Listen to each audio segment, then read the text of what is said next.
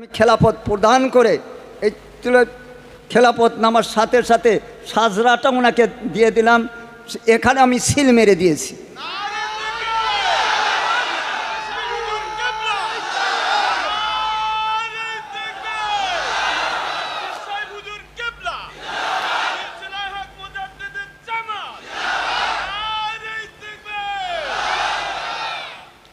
মুফতি আল্লামা আব্দুল কাইম বৈকারি, যার নাম, বসত করে বসিরহাটের অধীনে বৈকারা গ্রাম।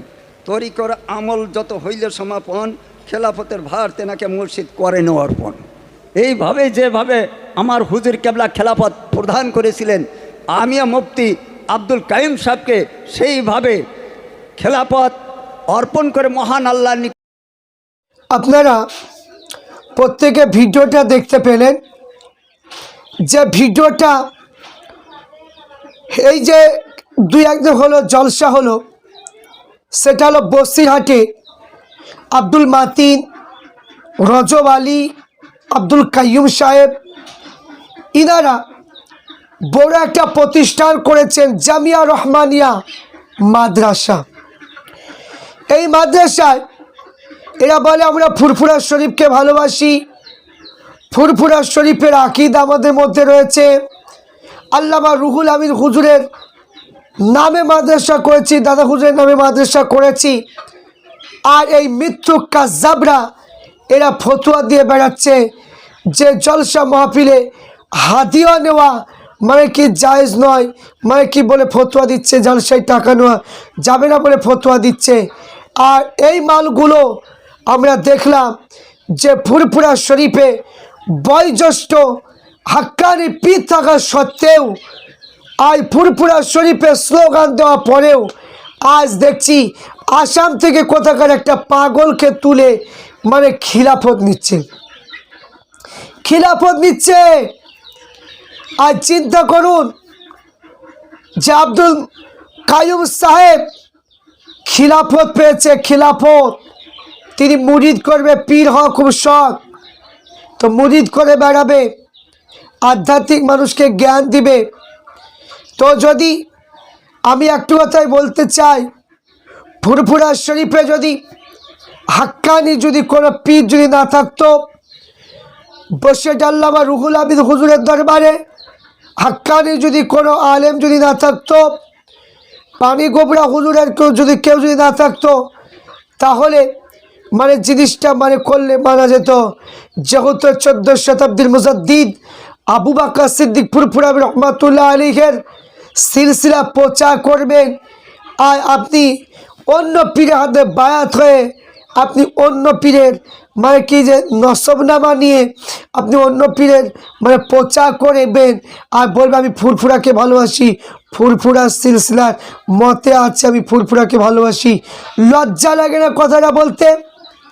ফুরফুরা শরীফের নাম দিতে লজ্জা লাগে না? আজ থেকে আমি বলবো গোটা মুর্শিদাবাদ থেকে শুরু করে যারা ফুরফুরা শরীফকে ভালোবাসেন তাদেরকে বলবো এই জামিয়া রহমানিয়া মাদ্রাসার যারা মানে কি মেন ভূমিকায় যারা আছেন, এদের মানে কি এরা যদি ফুরফুরা শরীফের দাবি করে, খবরদার, এদের ফুরফুরা শরীফের দাবি করা এ কখনো আপনারা মানবেন না। কারণ এ আসামের একজন পীরের হাতে খিলাফত পেয়েছে, এরা ফুরফুরা শরীফের নয়, এরা ফুরফুরা দুশ্মন, এরা মোনাফেক। কারণ ফুরফুরা শরীফের নাম এরা পদবি লাগায়, কিন্তু এরা অন্য পীরের হাতে বায়াত হয়েছে। ফুরফুরা শরীফ সম্পর্কে এদের কোনো সম্পর্ক নেই, কোনো সম্পর্ক নেই। আজ এদের মুখোশ মানে কি আজ পরিষ্কারভাবে আমরা বুঝতে পারলাম এরা ফুরফুরার কোনো মানে কি যে ব্যক্তি নয়, এরা ফুরফুরা দুশ্মন, এরা ফুরফুরা দুশ্মন, ফুরফুরা দুশ্মন। এদেরকে ফুরফুরাপন্থী বলা যাবে না। আব্দুল কাইয়ুম সাহেব, রজব আলী, মাতিন আলী, এদেরকে ফুরফুরার কখনো কোনো মানে কি যে ফুরফুরা শরীফের যারা মুরিদ রয়েছেন, ফুরফুরা শরীফের যারা ভক্ত রয়েছেন, প্রত্যেককে লক্ষ্য করে বলবো, এরা ফুরফুরা কখনো নয়, এরা ফুরফুরা দুশ্মন দুশ্মন দুশ্মন। এদেরকে ফুরফুরা ভাববেন না। এদেরকে ফুরফুরা শরীফের যে সমস্ত ওয়াজ মঞ্চগুলো হয়, এদেরকে ওই সমস্ত ওয়াজ মাহফিল থেকে এদেরকে দাওয়াত দেওয়া থেকে বিরত থাকতে হবে। কারণ এরা আসামে কি গিয়ে ওয়াজ করুক, আসামে গিয়ে এরা কি যে আপনার মাদ্রাসার চাঁদা তুলুক, আসামে গিয়ে মাদ্রাসার ছেলে ভর্তি করুক, আসামের ছেলেকে নিয়ে এরা যা ইচ্ছে তাই করুক। কিন্তু ফুরফুরা শরীফের যারা ভালোবাসে ফুরফুরা শরীফকে, আমি বলবো কোনো ছেলে বা কোনো টাকা পয়সা বা কোনো মাদ্রাসার জন্য কোনো কিছু এই জামিয়া রহমানিয়াতে দেবেন না। কারণ আরেকটু বলার কারণ হচ্ছে, আরেকটু বলবো, মন খোলসা করে আরেকটা বলার ইচ্ছা হয়েছে। মুফতি রজব আলী সাহেব আমাদের মুর্শিদাবাদে বাবরি মসজিদের বিরুদ্ধে বলেছে। আব্দুল মাতিন সাহেব বাবরি মসজিদের বিরুদ্ধে বলেছে। রজব আলীর একটা ভাই আছে, সেও বাবরি মসজিদের বিরুদ্ধে বলেছে।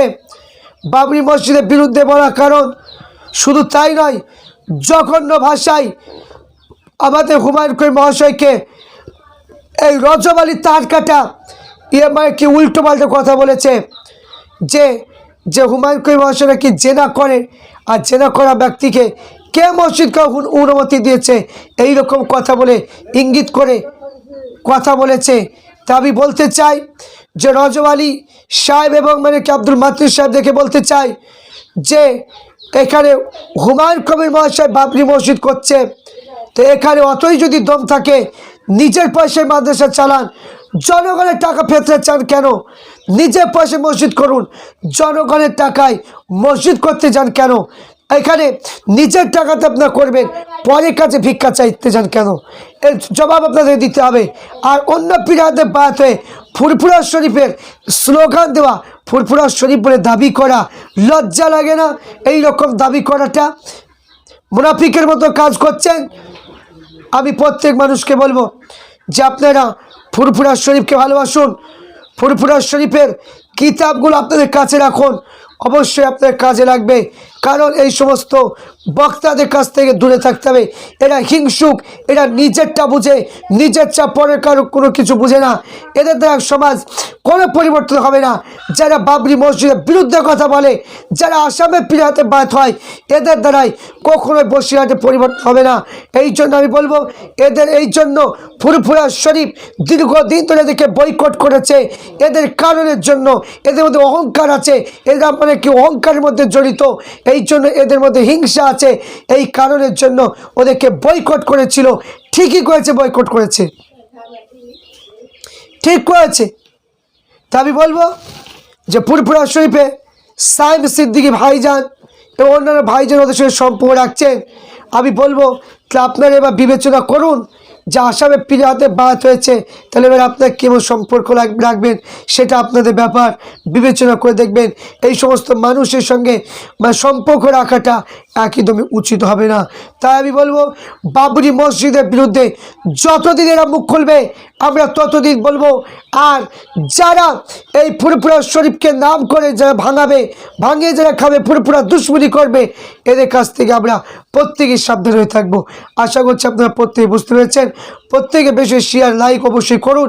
আর বলবো যারা বাবরি মসজিদের বিরুদ্ধে বলবেন, যা ফুরফুরা পীরের বিরুদ্ধে যারা কি বায়াত হবেন, তাদেরকে বলে নিজে কি মসজিদ করুন, নিজে টাকা মাদ্রাসা করুন, বিক্রি করবেন না। আর কারো কাছে কি চাইবেন না, কোনো মানুষ আপনাদেরকে দেবে না। কারণ মসজিদের বিরুদ্ধে যে আলেম ওলামা হতে পারে, যে মসজিদের বিরুদ্ধে যে ফতোয়া দিতে পারে, সে কোনোদিন আলেম হতে পারে না।